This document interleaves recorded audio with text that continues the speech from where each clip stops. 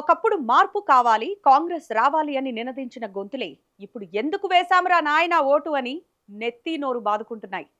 అవును, మీరు విన్నది నిజమే. తెలంగాణ గడ్డపై ఇప్పుడు కాంగ్రెస్ మార్క్ పాలన కాదు, కాంగ్రెస్ మార్క్ పశ్చాత్తాపం నడుస్తోంది. 10 ఏళ్ల కేసీఆర్ నమ్మకమైన పాలనను వదులుకొని 6 గ్యారంటీల మాయలో పడి ఇప్పుడు గ్యారంటీ లేని జీవితాలను గడుపుతున్నారు మన ప్రజలు. అధికారం చేపట్టి కనీసం ఏడాది కూడా గడవక ముందే రేవంత్ రెడ్డి గ్రాఫ్ ఆకాశం నుంచి పాతాళానికి పడిపోయింది.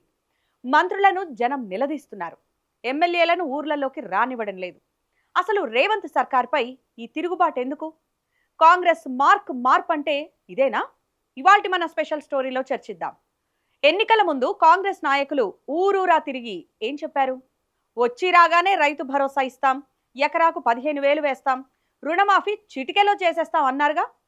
తీరా గద్దెనెక్కిన తర్వాత చూస్తే కథ కంచికి, కష్టాలు రైతుకి అన్నట్టు తయారైంది పరిస్థితి. గతంలో కేసీఆర్ హయాంలో రైతు బంధు అంటే మొబైల్కు టింగ్ అని మెసేజ్ వచ్చేది. ఇప్పుడు టెన్షన్ తప్ప పైసా వచ్చేలా లేదు. పెట్టుబడి సాయం అందక, సాగునీరు లేక అన్నదాతలు అల్లాడిపోతుంటే మంత్రులు మాత్రం ఏసీ గదుల్లో రివ్యూలు చేస్తున్నారు. అందుకే ఇప్పుడు రైతులు తిరగబడుతున్నారు. మొన్న ములుగు జిల్లాలో చూసాం కదా, సాక్షాత్తు మంత్రి సీతక్క ఇలాకాలోనే రైతులు జేసీబీ చక్రాల కింద పడుకున్నారు. మా ప్రాణాలు పోయినా సరే మా పోడు భూములు వదులుకోమని గర్జించారు. అంటే గెలిపించిన ప్రజల నోటికాడి కూడు లాక్కోవడమేనా ఈ ప్రభుత్వం తెచ్చిన మార్పు? ఇక మంత్రుల పరిస్థితి అయితే బయట పడలేక, లోపల ఉండలేక అన్నట్టు ఉంది. హనుమకొండలో కొండా సురేఖ పరిస్థితి, ఆశా వర్కర్లు వచ్చి ఇంటిని ముట్టడించారు. 18,000 జీతం ఇస్తామన్నారు కదా తల్లి, ఏమైంది అని అడుగుతుంటే పోలీసులను అడ్డం పెట్టుకొని తప్పించుకోవాల్సి వస్తోంది. ఇక పొన్నం ప్రభాకర్ కష్టాలు, బీసీ కులగణన, స్థానిక సంస్థల్లో 42% రిజర్వేషన్లని ఊదరగొట్టారు. ఇప్పుడు ఆ మాట ఎత్తితే చాలు బీసీ సంఘాలు మంత్రి ఇంటి దారిని దిగ్బంధం చేస్తున్నాయి. పాపం మన ఎమ్మెల్యేల పరిస్థితి మరీ దారుణం. నియోజకవర్గాల్లో తిరుగుదామంటే జనం గ్యారంటీలేవి అని కాలర్ పట్టుకుంటున్నారు.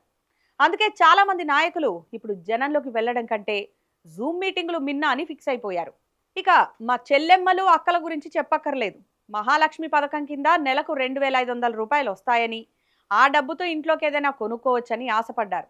కానీ ఇప్పుడు ప్రభుత్వం ఏం చెబుతోంది? అర్హుల గుర్తింపు జరుగుతోందంట. ఎన్నికల ముందు ఓట్లు అడిగేటప్పుడు అందరూ అర్హులే, కానీ డబ్బులు ఇచ్చేటప్పుడు మాత్రం ఫిల్టర్లు పెడుతుంటారు. అసలు మీ దగ్గర డబ్బులు ఉన్నాయా, లేక కేవలం డబ్బా కొట్టుకోవడానికి ఈ పథకమా అని సగటు మహిళా లోకం ప్రశ్నిస్తోంది. బస్సుల్లో ఫ్రీ జర్నీ అయితే ఇచ్చారు, కానీ ఆ బస్సు ఎక్కేసరికి యుద్ధం చేయాల్సి వస్తోంది. సీటు దొరకదు, కానీ అప్పులు మాత్రం దొరుకుతున్నాయి. వృద్ధులకు 4,000 రూపాయలు, దివ్యాంగులకు 6,000 పెన్షన్ ఇస్తామని ఆశ కల్పించారు. పాపం ముసలివాళ్లు రేవంత్ కొడుకులా వచ్చి ఆదుకుంటాడని నమ్మారు. తీరా చూస్తే ఇప్పుడు ఒకేసారి పెంచలేం, ఖజానా ఖాళీ అంటున్నారు. మొదటి విడతగా కేవలం 500 రూపాయలు పెంచుతారట. ఆ 4,000 రూపాయలు వచ్చేసరికి ఈ 5 ఏళ్ల కాలం పూర్తయిపోయినా ఆశ్చర్యం లేదు. ముందు లెక్కలేసుకోకుండానే ఇన్ని హామీలు ఎలా ఇచ్చారు అని ఇప్పుడు మేధావులు కూడా ముక్కున వేలేసుకుంటున్నారు. ఇక్కడే సరిగ్గా విచిత్రమైన సంఘటన చోటు చేసుకుంది. నర్సాపూర్లో మంత్రి వివేక్ పర్యటించారు. ఎన్నికల సమయంలో ఇచ్చిన హామీల గురించి మంత్రి వివేక్ని ప్రశ్నించారు బీఆర్ఎస్ ఎమ్మెల్యే సునీత లక్ష్మారెడ్డి. మహిళలకు నెలకు 2,500 రూపాయలు ఇస్తామన్న హామీ ఏమైందంటూ ఆమె ప్రశ్నించారు. దీనికి ఆయన చెప్పిన సమాధానం ఏంటో తెలుసా? కేసీఆర్ వేల కోట్ల రూపాయలు అప్పు చేశారు, అందుకే మహిళలకు నెలకు 2,500 రూపాయలు ఇవ్వలేకపోయామని మంత్రి వివేక్ బదులిచ్చారు. ఆయన అక్కడితో ఆగలేదు, మరో అడుగు ముందుకేసి ఆర్టీసీ కార్మికుల సమ్మెకు కూడా గత బీఆర్ఎస్ ప్రభుత్వమే కారణమని మంత్రి వివేక్ చెప్పుకొచ్చారు.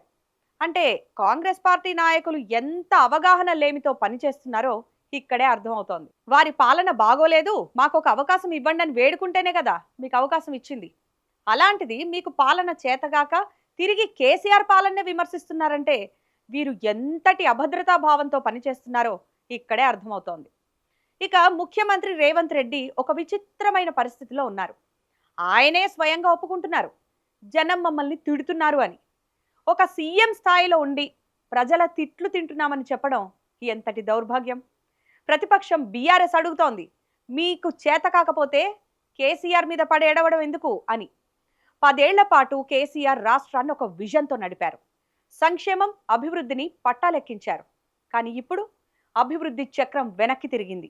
నిధులు లేవు, పనులు లేవు, కేవలం కేసీఆర్ ను తిట్టడమే ఫుల్ టైం జాబ్ అయిపోయింది ఈ ప్రభుత్వానికి. ప్రజాస్వామ్యంలో ప్రజలే యజమానులు.